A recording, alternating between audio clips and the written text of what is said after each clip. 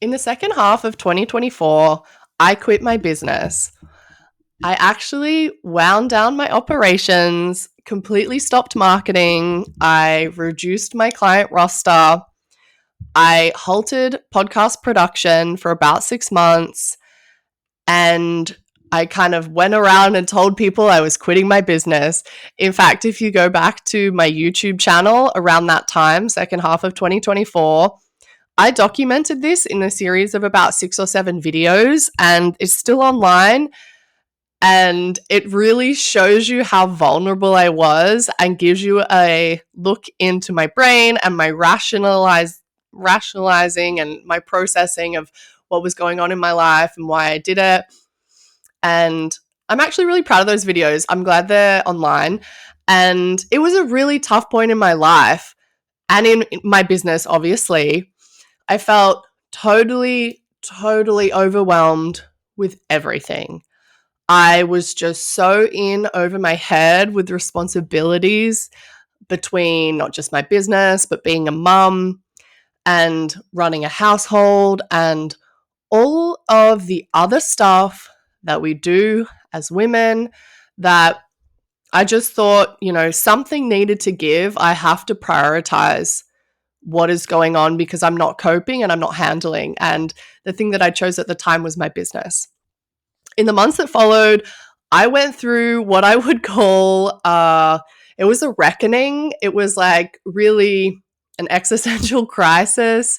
I would call it like an ego death, like a death to my ego of who I thought I was. I was stripped of my identity. Questions like, who am I to run this business? Why am I doing this? I have a responsibility to my family. Who is this person that is showing up and posting reels? Like, I don't even know her. And it was actually really painful, but I didn't rush it, and I'm glad I didn't. Like, I fully leaned into this whole vibe of just this reckoning of like, what is my identity? Who am I here to be? What am I here to do? And it needed to happen. It really needed to happen. I basically stripped back any weird idea of who I thought I was and actually became who I am. And it was really deep. It was really painful. I basically didn't speak to anyone during that time. And it was true. Like, it was like a coming to self. It was like a coming home. And in that time, I spent a lot of time just in my office. I did a lot of tarot readings. I did a lot of journaling. I napped consistently all the time. We also had some travel back to the US sprinkled in there that was already scheduled. But when I was traveling, I was still doing a lot of introspection and downtime. Like, I was leaning into it and just being like, okay, this is where I'm at. I'm not going to rush it. I'm going to fully be present. And I got to the point, a few months in where I was like, okay, I've stripped back everything I thought I was. Like, that girl showing up wearing weird clothing or whatever on social media, saying things that I don't even really identify with anymore. I basically stripped all of that back. And I'm like, okay, Mel, I'm basically no one now. And yet I still had a message to share. And I felt that more than ever, like more strongly than ever. Like, okay, I've taken back all the bullshit, no more bullshit, only authenticity. But like, I still have something to share. I still have something bursting out of me of like expression, of creation, of inspiration. And I needed to do it and share it in a way that was the most authentic to me that I could imagine. And authenticity, if I'm being honest, wasn't something I'd been doing up until that point. I didn't realize it at the time, but kind of in this reckoning, I was like, who is this person? I don't know who she is, blah, blah, blah. So I was like, okay, I need to do this. I need to do something, and I need to be authentic and real and as much me as I could. So where to from here? Since I knew, like, I deeply knew that this thing needed to come out of me, then how do I do it How do I do it in a way that prevents all the other stuff that I just went through months of shedding from happening? Because I think, to sort of bring this into the more practical, explicit language was like, I was doing things on social media because other people were doing them. I was following trends. I was, showing up in a way because I had a coaching business that other people who ran successful coaching businesses were doing, and I was kind of emulating that in my content. But I was like, oh, that wasn't me. So how do I do what I want to do in a way that is me? And the way that I did that was to strip back everything I was doing, make it as simple and as authentic as possible. And what does this mean? So what does this mean? It meant filming videos without makeup, without my hair done. It means not being precious about anything. It means just getting content done. It actually means riffing in my content without a specific script to save time. It means sharing more stories from my experience. I don't have to be polished. Like, I can share the nitty gritty. And in fact, that probably maybe is more relevant and authentic to others, because you always want to hear the backside, the nitty gritty stuff. And it means being as real as possible, because doing anything else is completely exhausting. Not being yourself is so exhausting. It means being honest and straight up with people. It meant for me to be more direct in my language and be more intentional of like, okay, if I'm going to say something to someone, I want it to be meaningful. I don't want this idle chit chat, how's the weather? It means more solo episodes, because solo episodes are just me riffing on camera, on mic. Interviews are more time consuming. There's a lot of prep involved. There's a lot of scheduling involved, and then follow up once the episode does drop. So it just means like a total pullback to like bare basics, bare bones. And what this has made me do is like, I went from probably in like the span of like 6 or 7 months, like, I hate my business. This is the worst thing that ever happened to me. I'm overwhelmed. I'm in over my head. Something has to give, to, oh my gosh, I love my business again. This is the best thing that ever happened to me. I love the self-expression. I love the way I'm showing up. It feels so real. It feels so authentic, and just feeling my vibe and feeling myself. So I went from hating my business to loving my business in about 6 months. And I want to tell you about like the steps that I took to get there, because it absolutely was not an overnight thing. Like, it was months of introspection and crying and tarot reading, which is really fun. But, all of this to say, like, it took me a long time to get to this point. So I want to share some strategies that are going to help you go further faster. If you've ever had the feeling of like, oh, my business, I'm not into it, I don't like it anymore, can I quit? Who am I to be here? Why am I doing this when I have other responsibilities? So I'm sharing this from a place of love, and also a place of, hopefully it helps save you a little bit of energy in wherever you are in your journey.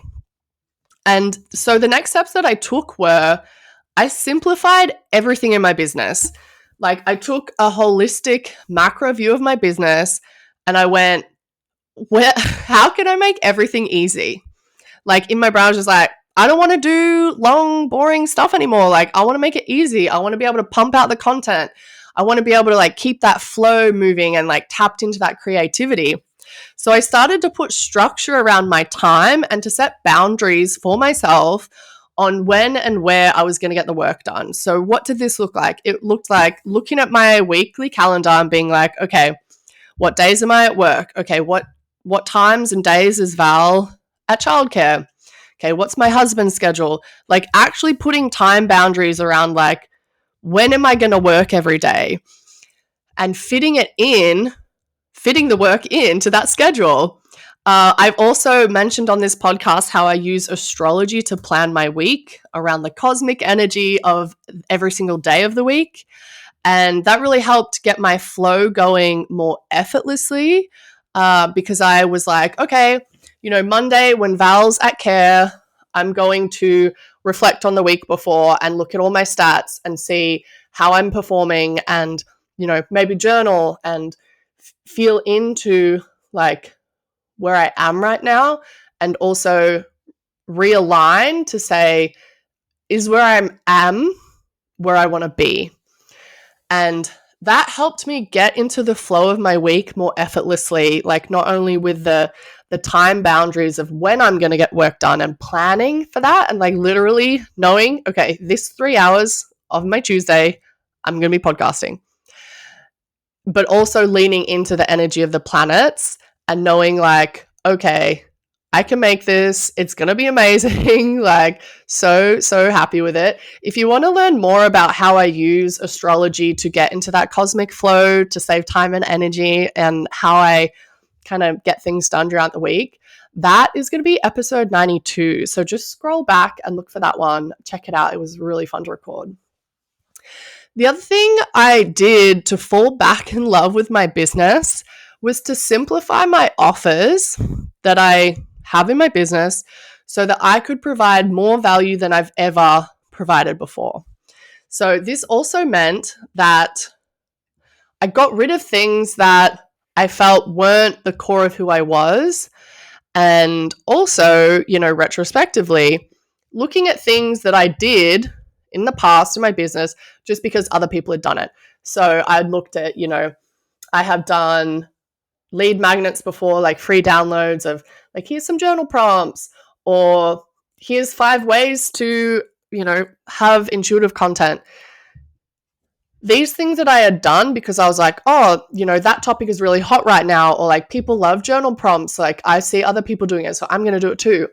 So things that weren't authentic to me, that I didn't want to do anymore, that just didn't feel real for me anymore, I stripped back my offers. So I want to be explicit here and tell you that my only lead magnet right now is my business blueprint. And I'm so happy with it. I spent so much time on this and pouring all of myself into this and providing so much content, but also value, that I was like, I don't want to reinvent the wheel and have new lead magnets every 90 days. That's not me. I don't have time for that. I just want to have one that's so high value that people are just like obsessed with, that is constantly evolving and getting better, that the value is like there over and over again. So what I do with my business blueprint, it's basically behind the scenes, real time, go-to resource on growing your business that not only is going to make you a better businesswoman, but it's going to save you so much time and energy figuring things out. My business blueprint, in this, I poured all of the exact strategies I'm using in my business right now, in my business and in my podcast, that have helped me become a top 10% podcast host, a public speaker, an in-demand business coach and mentor. These are all strategies that I'm using right now, tried, tested, and proven, that literally took me years to figure out and many tears. And I also update it weekly. So that's something that's new for me, is like, okay, yes, I have one lead magnet, but I'm going to stack it with value on an ongoing basis. So like people are going to want to come back to it. It's not something that you download and move on and you're like, yep, cool, that was awesome, and forget about like in an hour. It's like something that you're like, oh, I'm going to come back to that. What's Mel added this week? Wow, that's really practical. That's really tactical. I can put that into play in my business right now. And so all of these things help you go further, faster. And I'm going to put the link in the description box below. So if you want to check out more and like know really explicitly all of these strategies that I talk about, you can head to that link, download it, save the link, bookmark it, because it updates all the time. And this has really simplified things for me, because I am like, yes, one offer here. If you want to know more, head to this link. And I don't have to keep reinventing the wheel and thinking about how's my content going to shift with this new lead magnet, with this other thing, with this other thing. I just feel so happy with the value that I've put into this one thing, that's what I'm doing. And this next piece is a work in progress, but I'm going to share it anyway because transparency. The next piece is to launch a group program or a membership based on that. So like, okay, what's the implementation plan based on this business blueprint? Where's the accountability? How can we put a group setting around building our businesses in a more strategic way? And that's an offer that I'd like to grow into in the future. The next thing that I have used to fall back in love with my business is I started using Asana project management software consistently to leverage my time and to plan like a boss. And I love Asana. This is a tool that really speaks to like my analytical side and my organizational side. And it just is so helpful for me to look at the calendar at literally like the click of a button to know what our content planner looks like, what the marketing pieces within all of that look like. And Asana's free. You can go download that. I only have the free option, so it is more than sufficient to do what you need to do and like get organized and plan like a boss in your business. It's also helped me delegate effectively to my assistant, Caitlin, which has eased my mental load. Like I cannot even express. It leverages her mad skills. She really loves it. She's such a planner. It's helped her grow because I'm able to delegate more tasks to her. And also I think has helped her feel more fulfilled because she can see a content piece from like idea all the way through all the different content platforms. And she's able to learn about YouTube, learn about blogging, and she's doing all these pieces. So I feel like just seeing that progress from like ideation to content and then seeing all her Pinterest pins get like crazy views, I think is really fulfilling for her. And that's really helped me make things easy and make me enjoy my business again. So not only has it given me peace of mind, but I know week to week what is going to get done. My energy doesn't have to go into, my business again. Like, what am I going to do today? How annoying. Can't believe it. 5th cup of coffee. How am I going to get through the day? It saves me that energy because I'm not scattered. I'm not picking up the pieces constantly. I'm like, cool, I know today I'm going to be doing this. Yep. And then like within that category, I'm doing all these tasks. It's freed up space in my mind to think strategically about big picture things. So I have space to think about, okay, what does a podcast look like in 5 years? Like, what do we want to achieve? And that strategy piece is so important because that has made it fun for me in my business.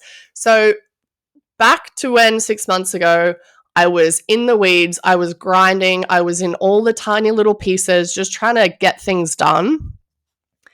Fast forward to now where I have systems in place, I have a team in place, I have a strategy in place, that things are so easy that I can think big picture. And that strategy is kind of where I shine and where I really love to be.